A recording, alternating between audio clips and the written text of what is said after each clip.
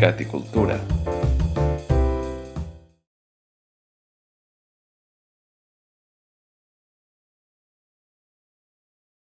D'alguna manera podia entendre que hi havia joves inquiets i motivats que es trobaven en la mateixa situació que jo, no?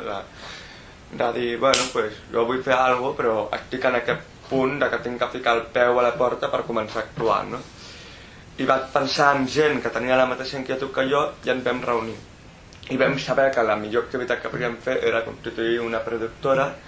El primer que vam ficar sobre la taula va ser, vale, tenim motivació, tenim compromís i tenim creativitat. I amb aquests tres ingredients el que tenim que fer ara és pues, crear un projecte, no? Constituir una cosa que sigui sòlida i que pugui permetre que altra gent amb aquests tres valors també pugui sumar-se també en aquesta iniciativa. Primer vam pensar que havia de ser una cooperativa. Després vam dir, no, cooperativa no, associació. No, associació no, associació juvenil cultural.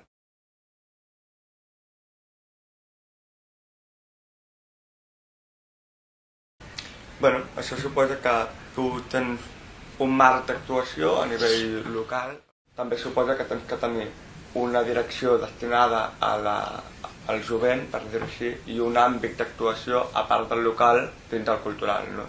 I això suposa també que al ser una associació, això ja igual si és juvenil, cultural o el que sigui, tenim que tenir uns compromisos socials establerts.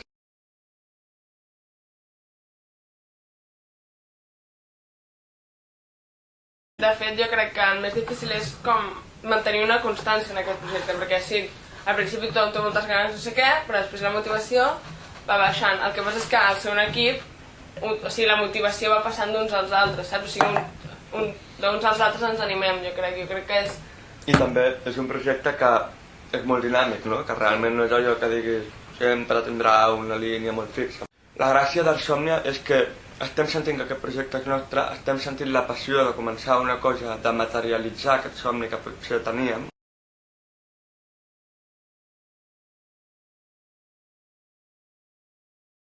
De fet, bueno, a mi justament aquest camí del que parles, de jo estic aquí, vull arribar fins allà, tot aquest camí, tota aquesta trajectòria que has de fer per aconseguir aquest propòsit, aquest objectiu que tu tens, jo crec que al final és el que més et satisfà, al veure que tu mateix t'havies proposat arribar a algun lloc i veure que ho has aconseguit, que, o sigui, t'has donat a tu per vàlid i el fet de creure en un mateix i saber que ho pots fer, creure que les coses sortiran bé i que ets capaç de fer allò que t'havies proposat. I jo penso que aquesta mentalitat conjunta que tenim entre tots és bàsicament el missatge del Somnia, no? Que parla de l'art de somiar.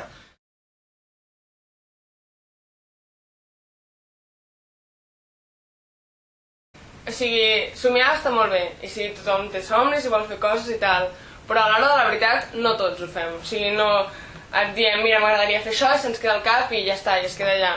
No, i l'art de somiar és això, és tenir aquesta valentia de la que parla ell,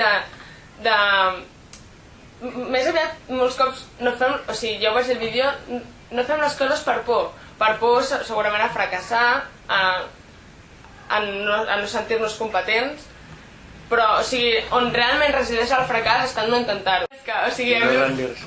És que és això. Sí, és que és no rendir-se. O sigui, jo penso que si realment vols una cosa, si realment la vols, és que no se'm passa pel cap no atrevir-se a intentar-ho. És que no se'm passa pel cap. És una qüestió, m'atreveixo a dir, de condició humana, potser. Aquesta gent que davant d'una situació o davant d'una cosa que volen fer, que t'estan dient que volen fer, i deixen que la inseguretat s'apoderi d'ells, precisament l'art de somiar és la lluita contra la inseguretat, és la lluita per dir no, vull dir, tu, cosa rara, vés-te'n de mi, que jo vull ser tot jo, saps? I aquest jo poètic, que seria l'art de somiar, que és mitja part d'un mateix, ha d'anar vencent a la part fosca.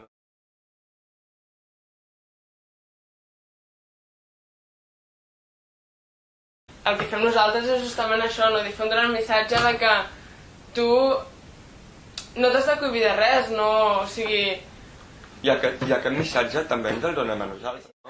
Aviam, nosaltres també tenim les nostres desmotivacions, també tenim els nostres problemes, i que potser tinguem un art de somiar flipant amb el somni, no vol dir que no tinguem amb altres coses. Precisament el somni és la nostra plataforma per anar a altres àmbits no rendir-nos i no parar de lluitar, i això és teràpia sobretot per nosaltres, que som els que estem dintre del procés, no?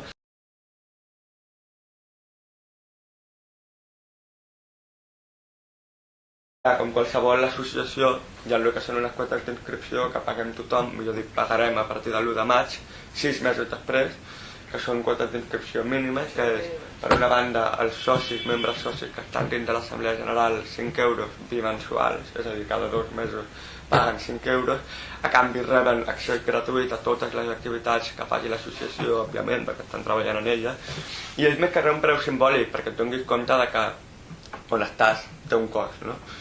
I després hi ha una altra part, que és aquella gent que vol participar però no està dins de les edats, és a dir, menys de 30 anys, o que no té el compromís suficient per fer-ho, o que li agradaria tenir qui vulgui, per dir-ho així, que hi ha una quota de col·laborador econòmic que és de 15 euros trimestral i que et suposa una entrada gratuïta, descomptes de fins al 50%, ara també s'està plantejant la possibilitat de fer una revista per a aquestes persones.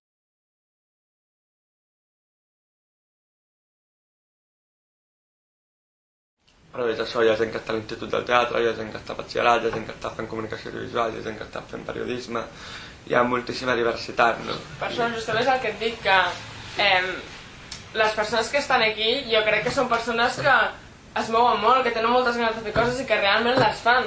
I que no estem parlant d'una persona que estigui tot el dia al sofà i mira, tingui temps per fer insòmnia. Vull dir, realment, qualsevol persona és això, en 20 minuts, però competents, realment no necessita més, saps?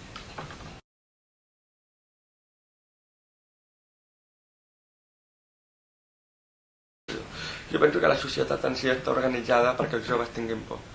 Realment ho veig que els joves no han de donar la culpa a la societat, però sí que han de vèncer la societat. Hi ha moltíssims recursos, hi ha moltíssimes subvencions, moltes ajudes, moltes oportunitats que els joves simplement no coneixen. Després hi ha l'altre factor d'aquesta tendència a acomodar-se i aquesta tendència a dir bueno, pues és que jo ja estic bé així, no cal que lluiti per estar millor. De conformisme.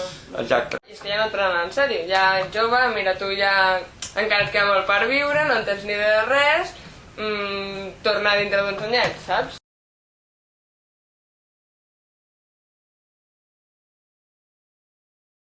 Els objectius de la productora marquen que durant el termini d'un any, al març del 2014, s'haurà d'haver assolit el següent projecte. 2 curtmetratges, un documental, una exposició fotogràfica, una mostra de ball i dansa i un muntatge teatral. Són 6 projectes que estan establerts i que es mouen bastant, però ara, per exemple, també estem participant en dos spots, un contra la pujada de l'IVA al sector cultural i l'altre per fomentar la interculturalitat. També estem participant en la coproducció d'un musical. És a dir, que estem molt oberts a buscar diferents àmbits culturals sempre que veiem que hi ha gent joves allà motivats. Es tracta d'això, ara per una qüestió de temps doncs no s'ha pogut participar en diferents d'elles, no? Però sí que és la nostra intenció, objectiu i desig participar en tants àmbits culturals com sigui possible.